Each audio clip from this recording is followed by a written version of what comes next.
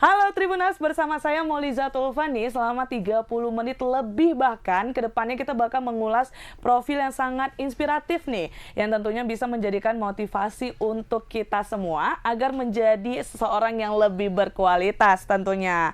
Nah, sosok yang akan kita ulas kali ini sangat spesial karena banyak banget kegiatan yang beliau lakukan nih di luar sana. Seperti apa sih dan bagaimana ya caranya beliau bisa melakukan segala kegiatan dengan banyaknya kegiatan yang beliau lakukan nih. Nah, jadi nih tema kita kali ini adalah generasi muda alergi politik. Sudah nggak zaman. Seperti apa sih? Bakal kita bincang-bincang sama narasumber kita. So, it's tea time with Disti Nuarido.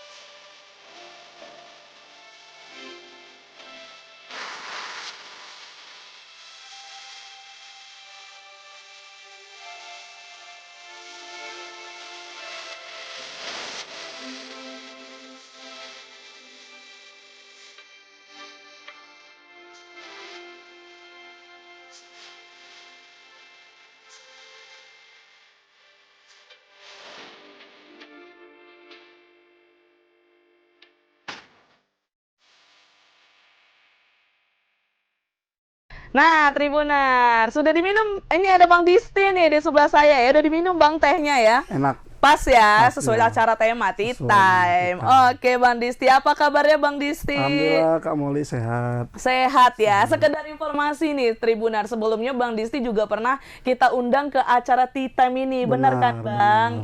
Tuh. Tapi yang kita ulas kali ini berbeda karena beliau ada ngikutin hal yang baru nih. Tapi sebelum itu apa nih kesibukan saat ini Bang Disti?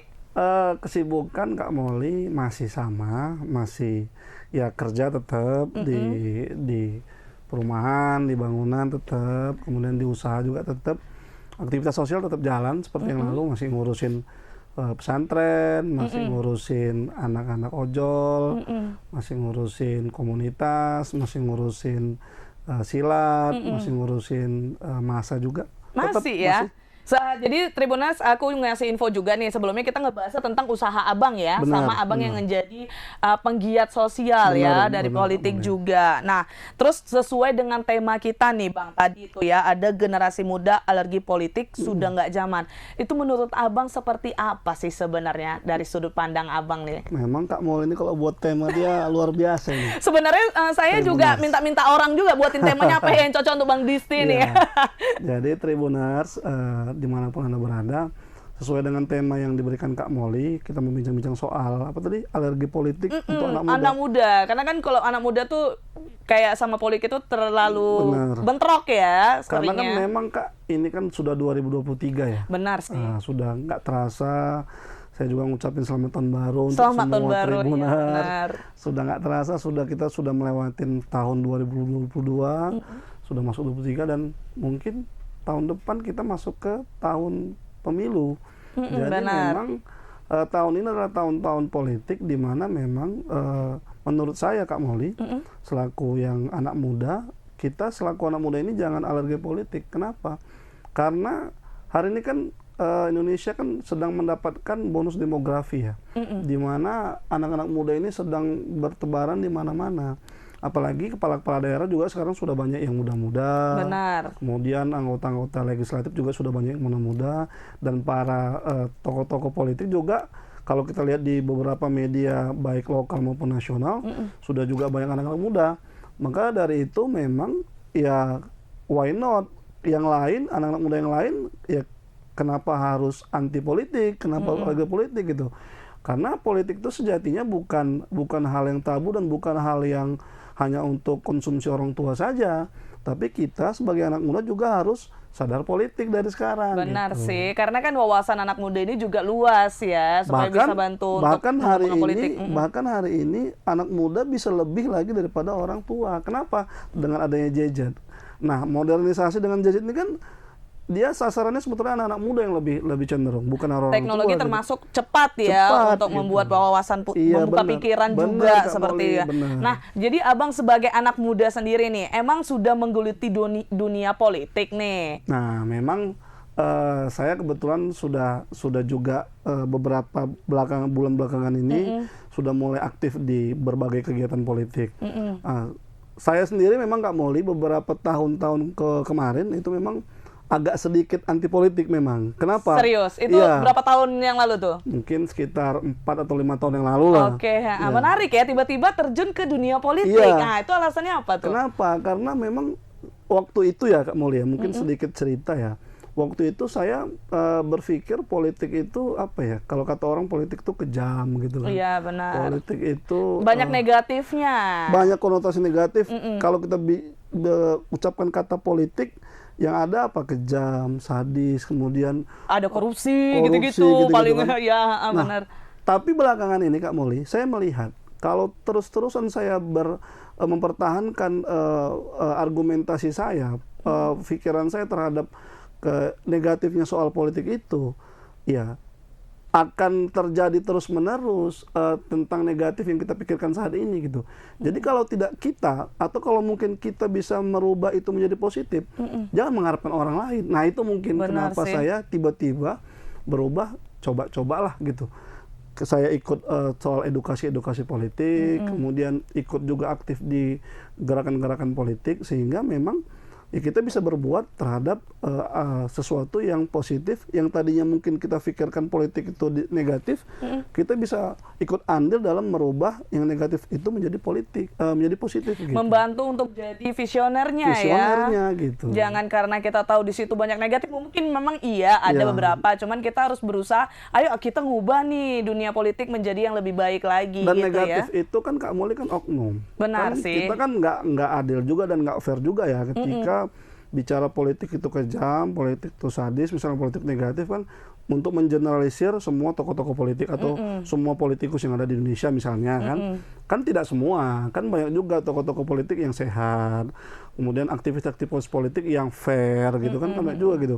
Jadi ya yang negatif-negatif itu ya jangan kita tiru, kita lebih ke arah yang positif-positifnya saja, dan kita bagaimana kita harus ikut serta membangun Indonesia ini. Karena memang Indonesia ini adalah negara politik. Kepala pemerintahan dipilih berdasarkan politik. Kemudian kepala daerah dipilih berdasarkan politik juga. Gitu. Dan semua hal-hal kebijakan-kebijakan di Republik Indonesia ini misalnya, dan adalah produk-produk politik gitu. Jadi kenapa harus kita harus antipati dan alergi terhadap politik, gitu. Benar untuk sih. anak muda ini gitu. Oke, jadi kan kita udah bahas soal abang yang mulai terjun ke dunia politik nih. Emang ada ikut tergabung di salah satu partai politik nggak sih? Spill. Ada nggak? Ayo, jujur. Kalau bicara politik ini kan sebetulnya luas ya. Artinya politik itu sendiri kan asal katanya kan dia kan cara artinya. Karena kalau kita kayak saya Islam lah kebetulan kan, secara lahir beragama Islam, Nabi Muhammad juga kan dulu berpolitik dalam menyebarluaskan agama Islam, kan berpolitik gitu. Nah negara ini juga berpolitik, kemudian bahkan di rumah tangga sekalipun juga ada politik rumah tangga namanya. Benar, kan, gitu. ya. Itu kalau kita bicara dalam aspek yang luas. Namun kalau cerita politik kan memang dia lebih spesifik ke arah partai lah kita bilang kan. Iya. Nah, alhamdulillah kita sudah bergabung ke partai politik, tapi nanti Mbak Muli mungkin sedikit-sedikit tahu nanti. Tahu lah ya. Sebenarnya Tribuners juga udah tahu nih apa nih namanya nih ya, udah Iya, tergambar sebenarnya. Nah, Molly juga ada dengar-dengar nih Abang udah menjadi tokoh partai politik ya. Kalau tokoh mungkin belum lah, tapi mungkin lebih tepatnya aktivis muda lah. Aktivis muda, oke gitu. ya. Nah, terus apa sih yang jadi motivasi Abang menjadi seorang aktivis muda di partai politik itu, Bang? Saya kan punya banyak punya komunitas ya Kak Mulia. Banyak banget nih kalau Bang Iya. Disti, mungkin kalau Tribuners nih udah sering nonton Bang Disti di Tribun Medan nih, banyak banget kegiatan Bang Disti yang dilakuin. Nanti kita bahas, tapi ini jawab dulu deh motivasinya yang tadi. Iya, jadi semua aktivitas yang saya lakukan itu Kak Muli kan hari ini kan dia kan sosial budaya ya. Kemudian ada juga aktivitas agama kayak pondok pesantren gitu kan. Cuma itu tadi Kak Moli, kita tidak terlepas dari aturan dan regulasi kenegaraan. Benar. Artinya negara ini kan produk politik, kemudian kepala-kepala daerah, anggota dewan, baik legislatif, kemudian eksekutif, kemudian presiden sekalipun juga kan gitu.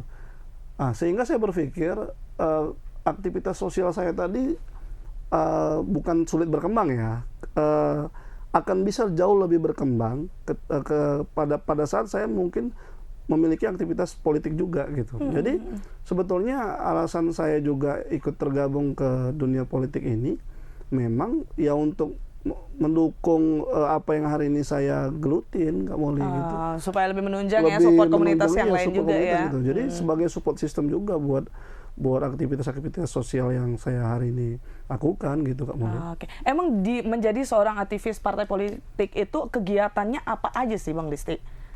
Sebetulnya nggak jauh beda dengan kalau kita nggak masuk partai politik ya Kak Molly. Sebetulnya itu kan hanya pindah saja ya, pindah wadah ya, pindah aktivitas ya. Tambah wadah nggak sih lebih tepatnya? Tambah wadah ya. Cuma kan mungkin kalau kita sudah tergabung di aktivitas politik mungkin lebih spesifik, mungkin ada aturan-aturan yang harus kita ikutin, ada kebijakan-kebijakan yang harus kita ikutin, itu saja. Tapi kalau aktivitasnya, karena politik itu sendiri saya tidak jauh dari dunia sosial. Jadi sebetulnya macam saya kan, ya saya tinggal pindahkan saja aktivitas sosial saya mungkin selama ini di satu komunitas, mungkin saya bawa ke aktivitas politik. Sehingga partai politik juga kan dia kan sasaran objeknya kan juga masyarakat. Benar. Kan gitu. Jadi ya nggak jauh beda dengan aktivitas sosial yang hari ini mungkin sering saya lakukan Kak Molly gitu.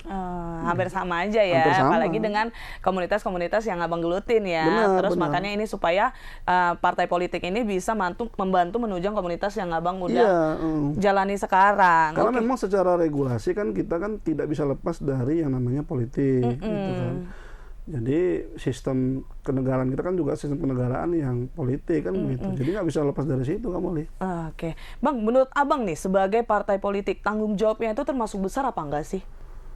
Atau bebannya nih yang Abang terima nih untuk mengemban dari sebagai aktivis dari partai politik sendiri? Bukan beban sih, mungkin ada tanggung jawab ya kali ya, lebih pasnya ya. Tanggung jawab moral lah, tanggung jawab moral. Termasuk berat nggak sih menurut Abang untuk ngejalaninnya? Itu tadi karena nggak jauh beda, bahkan tidak berbeda dengan aktivitas sosial kan. Kalau bersihkan rumah saja, kalau dia ditanggung dengan berat.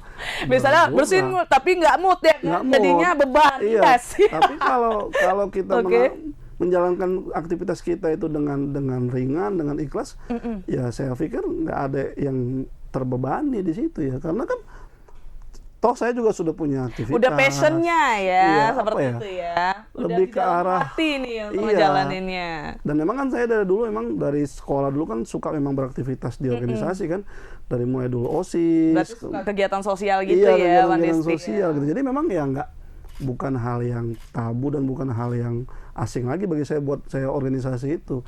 Nah, politik ini juga kan bagian dari organisasi gitu. Oke, jadi karena itulah Bang Disti mau menggeluti semua komunitas yang Abang dan juga partai politik bahkan ya.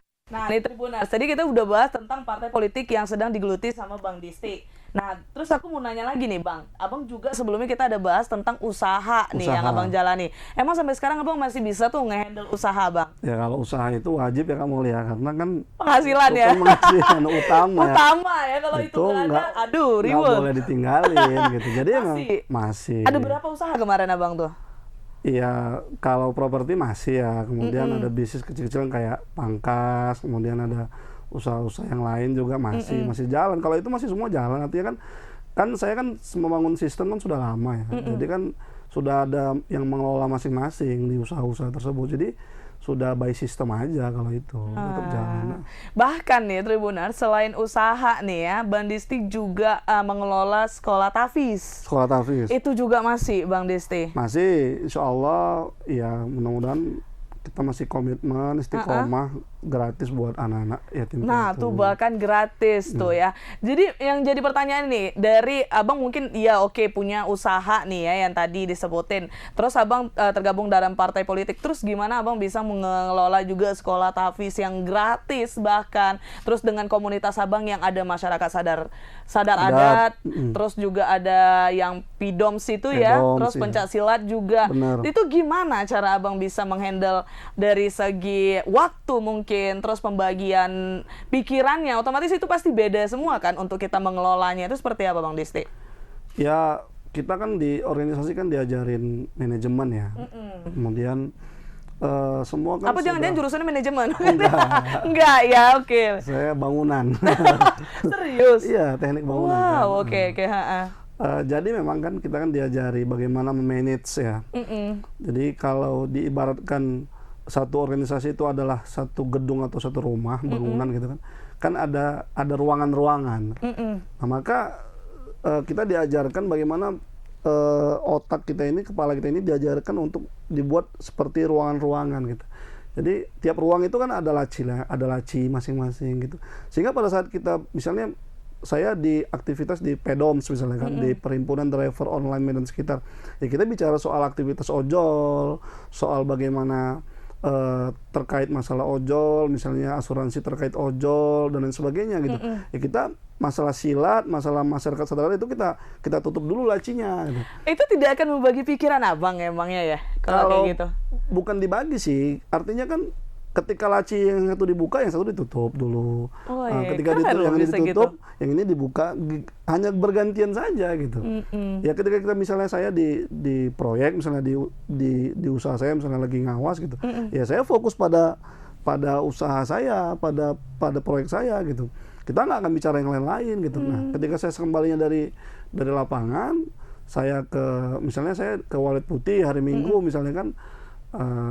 Lihat anak-anak tuh silat, latihan segala macam, ya kita bicara silat, bicara olahraga kan, bicara ya terkait masalah Walet Putih lah. Pokoknya apa kegiatan program yang ada di Walet Putih gitu. Nanti mungkin besok saya bersama anak-anak masa, misalnya masyarakat sadar adat kan, ibu-ibu, sekarang sudah ada ibu-ibu masa lagi. Kalau kemarin kan masih bapak-bapak. Serius sudah ada tambahan Iya, lagi? ada.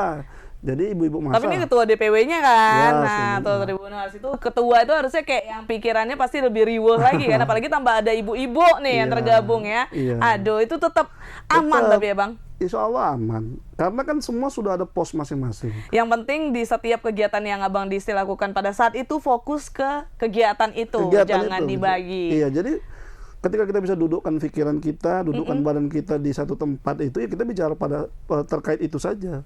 Kita jangan bicara yang lain-lain gitu. Jadi ada kadang-kadang kan badannya di mana, pikirannya di mana gitu. Itu saya kali sih, Bang. Jadi kalau saya sih dilatih dari dulu ya, di organisasi itu kan memang ya fokus ya pada satu tempat, pada satu titik gitu, sehingga kita nggak berbicara yang bukan terkait pada saat itu gitu. Itu sih. Ya memang alhamdulillah dari sekolah dulu kan sudah dilatih untuk itu gitu. Sehingga pada saat ini pun sampai besar hari ini udah terbiasa untuk itu gitu. Keren banget loh Bang Disti nih ya.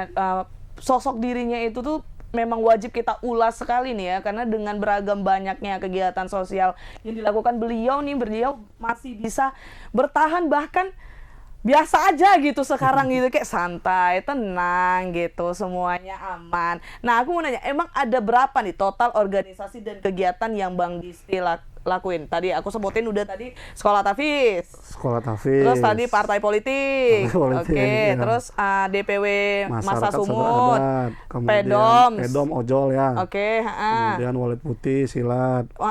oke 5. Kemudian ada komunitas kenduri kopi juga. Kenduri kopi Iya. 6. Kemudian apa lagi ya? Aku pun Klub-klub lupa. motor gitu ada? Ya, Ada bener. 2 stroke, benar. 7. Iya. Itu abang ketuanya semua bagaimana? Enggak lah, masing-masing kan ada Nanti masing-masing. ketuanya semua rupanya Tribuners. FKDT, ya guru-guru madrasah. Itu juga ada Iya, bang. kita kan 8 loh. forum komunikasi Diniyah Takmilah. Jadi kita ada punya 500 madrasah kurang lebih di Kota Medan yang kita awasin kurikulum, program dan sebagainya gitu. Wih, itu 8 udah habis. Ada lagi nggak? Mungkin masih ada kegiatan yang diikutin tapi Bang Disti lupa kali ya. JPRMI, Remaja Masjid, Jaringan Pemuda Remaja Masjid juga gitu. Bang, dari semua itu pernah nggak sih bentrok kegiatannya? Kalau misalnya di sini tiba-tiba ada acara nih di kegiatan masa sumut, terus tiba-tiba dari partai politiknya juga ada kegiatan di jam dan tanggal yang sama. Pernah ada nggak kayak Ya gitu? sering lah kalau gitu. Terus gimana abang caranya tuh? Ya Dua-dua paling dibutuhin nih abang nih gitu. kalau dibutuhin apa ya? Karena memang tiap tempat tuh kan sudah punya penanggung jawab masing-masing kan. Udah kalau mungkin saya posisi misalnya ketua, kan ada sekretaris atau wakil ketua. Oh, diwakilkan. Fungsi delegasi kan juga jalan gitu kan. Artinya gini, saya nggak punya prinsip gini Kak Mulia. Jangan gara-gara saya organisasi itu jalan, dan jangan gara-gara nggak ada saya itu nggak jalan. Jadi gitu. stagnan gitu, Stagnan. jangan itu, juga. Itu dalam proses kaderisasi itu kurang baik. Nah, jadi sebuah organisasi itu jalan kalau ada ketuanya itu kan bahaya. Jadi kalau ketuanya nggak ada, berarti nggak jalan. Nah itu fungsi kaderisasi berarti nggak jalan itu. Nah kita juga dilatih dan diajarin untuk bisa melakukan proses kaderisasi sehingga pada saat kita nggak ada, fungsi delegasi itu jalan di situ gitu.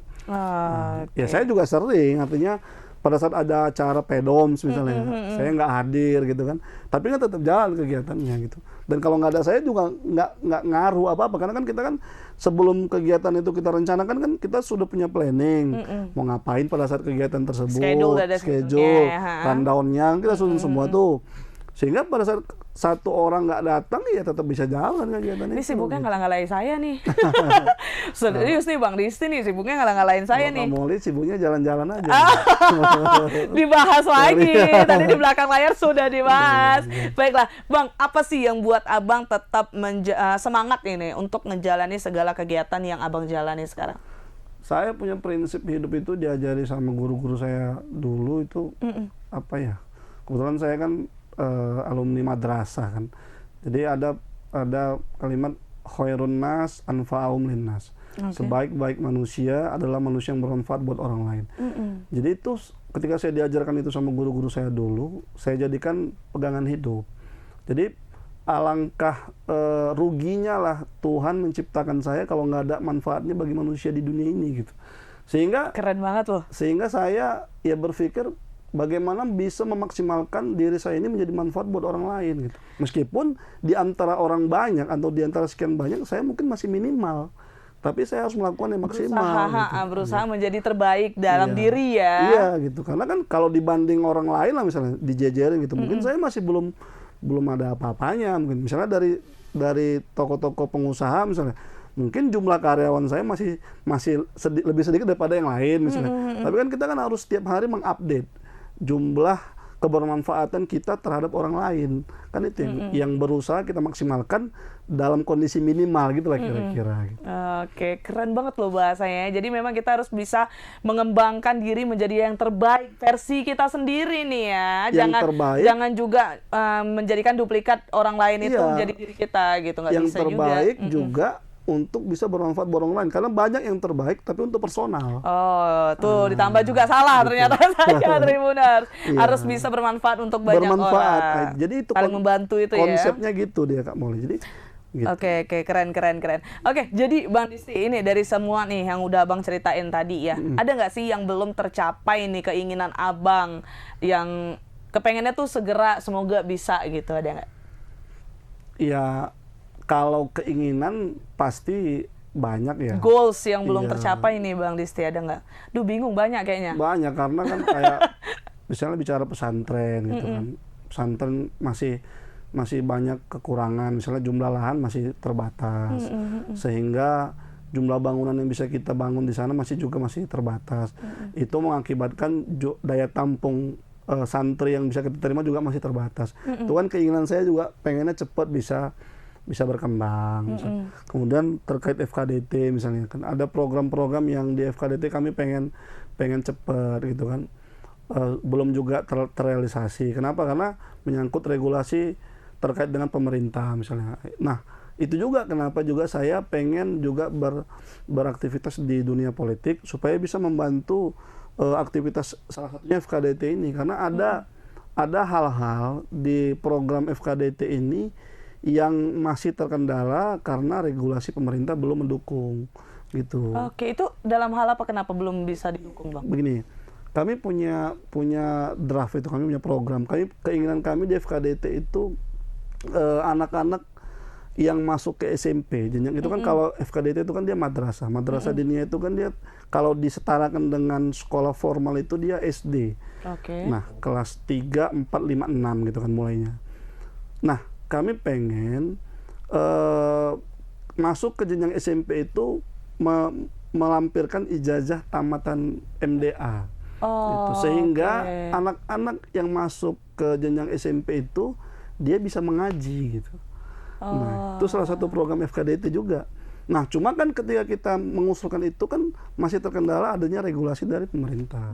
Kan nggak mungkin juga kita paksa sekolah, sementara sekolah ini kan dia kan tunduk dan patuh pada pemerintah. Benar. Nah, ketika sekolah buat peraturan kan harus ada regulasi yang mendukung. Nah, itu contoh yang hari ini sedang kita usulkan. Jadi Abang pengennya bisa nih ya. Nah, ketika kita masuk ke situ, nah kita pengen mendorong supaya program itu bisa direalisasikan gitu.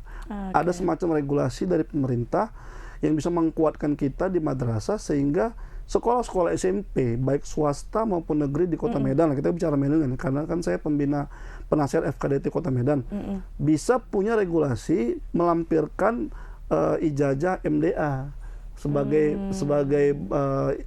administrasi tambahan. Sehingga kita bisa menjamin anak-anak yang SMP ini sudah bisa mengaji gitu. Karena kan persoalan mengaji ini kan untuk umat Islam kan termasuk penting lah. Iya, dan itu kan tanggung jawab kita. Kayak zaman sekarang lagi kan lumayan susah untuk mengajak anak-anak untuk ayo ngaji bareng gitu, susah ya. Apalagi kan dengan zaman teknologi modernisasi ini kan banyak yang anak-anak SMP sendiri udah ngelihat tahap apa di Benar gadgetnya. sih, itu pentingnya orang tua juga mendampingi untuk anak, apalagi ditambah sekolah juga kan. Nah itu, karena kan FKDT itu kan kita kan sebatas internal madrasah kan. Nah kalau ada dukungan dari pemerintah berupa regulasi terkait itu mungkin lebih cepat lagi program terlaksana. Itu salah satu contoh. Itu ya goalsnya yang belum yang kepengen Bang Disti untuk dicapai ya. Ada lagi nggak yang lain? Mungkin menjadi gubernur itu ada niat nggak? Mana tahu kan. Kalau soal kepala daerah mungkin melihat apa aja lah, aliran air aja gimana. Nggak mau terlalu, udah kalau misalnya ada jalannya diajak ke situ baru ya. Saya punya ambisi tapi tidak ambisius. Artinya kita punya keinginan, tapi bagaimana keinginan itu kita lakukan secara secara logis gitu. Nah, kan kalau gubernur kan mungkin masih belum logis lah. Kenapa belum logis? Kan siapa tahu nih udah banyak nih orang yang kenal Bang Disti, gimana Bang Disti di luar sana tentunya yang buat ini Bang Disti cocok nih, ayo kita buat. Apalagi Bang Disti sudah menjadi salah satu partai politik juga kan. Baru juga belajar berpolitik. Baru belajar. Ujuk-ujuk udah nyalon gubernur. Mana tahu rezekinya Bang, kita nggak tahu ya kan. Oke, ini aku mau balik ke bagian partai politik tadi ya, bagian politik nih. Menurut pandangan Bang Disti sendiri, politik yang ada di Medan itu seperti apa nih sebenarnya Bang? Kalau di Medan sumut lah, kita perluas sedikit. Ya. Kalau berdasarkan pemilu yang 5 tahun yang lalu ya, 4 tahun yang lalu kayaknya, 4 tahun yang lalu, itu masih cenderung apatis. Jadi para pemilih ini masih cuek ya, masih banyak yang belum. Udah mana aja sadar. gitu ya, nggak Iya. mau cari tahu tentang Ada kalimat gini, pilihannya. siapapun presidennya, aku tetap gini-gini aja kok. Oh iya, itu Gitu. paling sering didengar Itu sih. sebetulnya kalimat yang harus kita perbaiki gitu. Harus kita perbaiki, kenapa? Karena pemilih itu kan satu kan. Kan nggak, satu orang nggak bisa milih dua, nggak bisa milih tiga kan gitu kan, hanya satu kan. Nah bayangin Kak Molly, kalau semua orang di Sumatera Utara ini atau di Medan ini berpikiran dengan hal yang sama seperti itu, waduh, Gimana jadinya ya? TPS nanti kosong lah. Iya sih. Kan artinya gawat juga kan kalau Hilang tuh demokrasi di Indonesia ya hilang, jadinya ya. gitu. Nah, yang harus diubah apa? Ya kita harus sadar, kita sebagai masyarakat juga harus mengedukasi diri kita terhadap jangan anti politik gitu. Nah, kalau memang merasa misalnya dia kurang baik, cari yang baik. Siapa yang baik misalnya? Ya pilih yang baik itu gitu. Kemudian ada kalimat nanti juga sama ajanya udah terpilih. Nah, jangan seperti itu gitu. Nah, justru kita harus mengawal. Kita punya kekuatan. Masyarakat ini kan punya kekuatan. Kekuatan itu sebetulnya kan ada di tangan masyarakat, Kak Molly. Jadi ya kalau memang yang kita pilih itu mungkin di luar ekspektasi kita misalnya, berubah dalam arti, ya kita rame-rame jumpain, ajak ngobrol, ajak diskusi seperti apa gitu. Kita punya hak loh terkait itu gitu. Jadi jangan gara-gara kita berpikir siapapun kepala daerahnya, siapapun presidennya, sama aja gitu. Kita jadi antipati terhadap itu gitu. Dan jangan punya pikiran nanti kalau dia sudah jadi juga berubah terus antipati. Jangan juga seperti itu gitu. Ah, kasihan negaranya kan kalau semua berpikir seperti itu. Jadinya malah itu yang merusak untuk masyarakat juga kan, tentunya kan salah pilih orang gitu bahasa. Padahal karena kita juga nggak mau tahu nih tentang siapa yang kita pilih seperti itu ya. Nah, itu pandangan politik sedikit nih ya dari Bang Disti, aku spill dikit nih. Oke, Bang Disti, sebelum kita closing nih, aku minta dong ke Bang Disti untuk share tips gimana sih menjadi seorang yang inspiratif untuk banyak orang seperti Abang sekarang ini. Mungkin bukan tips ya, tapi kan saya punya apa namanya? Punya slogan lah kan. Slogan. Oke, apa tuh slogannya? Karena saya ketua masa kan. Jadi saya punya slogan begini. Masa lalu adalah peradaban. Masa kini adalah perjuangan. Masa depan adalah harapan. Oke, itu udah ada menjawab ya. Itu maksudnya Bang. Coba mungkin ada Tribunas, apa nih maksudnya dari slogan ini? Maksudnya setiap orang kan punya masa lalu ya Kak Molly ya. Benar. Apapun masa lalunya, baik jelek maupun positif, tapi dia tidak bisa menghilangkan masa lalu itu. Apalagi menghapus, itu nggak bisa. Maka jadikanlah masa lalu sebagai peradaban. Peradaban itu Kak Molly nggak bisa dihilangkan. Misalnya peradaban itu misalnya candi misalnya di Indonesia nggak bisa dihilangkan. Tapi jadikanlah masa lalu itu sebagai peradaban. Peradaban itu kan pembelajaran ya. Pembelajaran gitu. Evaluasi diri. Maka jadikanlah masa lalu itu sebagai peradaban. Kemudian kita tidak bisa lepas dari masa kini. Masa kini kita adalah perjuangan. Nah, apapun yang kita jalani hari ini, jangan jadi manusia yang apatis. Jangan jadi anak muda yang apatis. Kita harus cenderung ayo ikut. Apa yang bisa kita lakukan hari ini? Kalau bahasa Naja Masuk tuh jangan mental lemah gitu jangan ya. Mental lemah, gitu. Apa yang bisa kita lakukan hari ini, lakukanlah gitu. Memaksimalkan dalam kondisi minimal. Itu harus kita lakukan. Tuh, keren tuh bahasanya. Nah, kemudian apa yang kita perjuangkan hari ini adalah untuk masa depan. Kenapa? Karena masa depan itu adalah harapan. Nah, harapan itu bisa terjadi, bisa tidak. Tapi kalau dia hanya mimpi, dia masih tidur. Masih tidur. Bangunlah dari mimpi itu. Lakuin sekarang untuk ke depan. Untuk ke depan. Makanya masa lalu jadikanlah peradaban, masa kini jadikanlah perjuangan, masa depan jadikanlah harapan. Oke, keren banget ya. Tuh jadi maksud dari slogan tadi ya. Masyarakat ada sadar ada. Apa tadi gimana slogannya? Masa lalu jadikan peradaban. Masa kini jadikan perjuangan, masa depan jadikan harapan. Tuh dia keren banget Tribuners ngobrol bareng Bang Disti kali ini ya di acara Tea Time nih. Oke, Bang Disti terima kasih sudah berkunjung ke acara Tea Time. Mungkin nanti misalnya Bang tiba-tiba udah jadi gubernur masih mau ya datang ke acara Tea Time. Amin. Kita tinggi-tinggi aja dulu kan ngomongnya. Ya kan harus diaminkan juga kan. Iya betul. Tahu lewat malaikat kan. Amin. Gak mudah malaikat lewat ya. Diaminkan. Tribuners terima kasih juga nih sudah menonton acara Tea Time kali ini. Sukses terus Bang Disti. Amin. Semoga makin keren lagi nih untuk kegiatan sosialnya, terus komunitasnya juga semakin lancar nih, sukses ke depannya. Terima kasih juga buat kamu sudah diundang. Mudah-mudahan jangan bosan ngundang saya. Oh tidak dong, Bang Disti ke Tribun Medan tidak akan pernah bosan ya. Oke, Tribunas pastikan untuk terus saksikan Tea Time di episode berikutnya. Saya Molly dan juga Bang Disti. Pamit undur diri, bye-bye.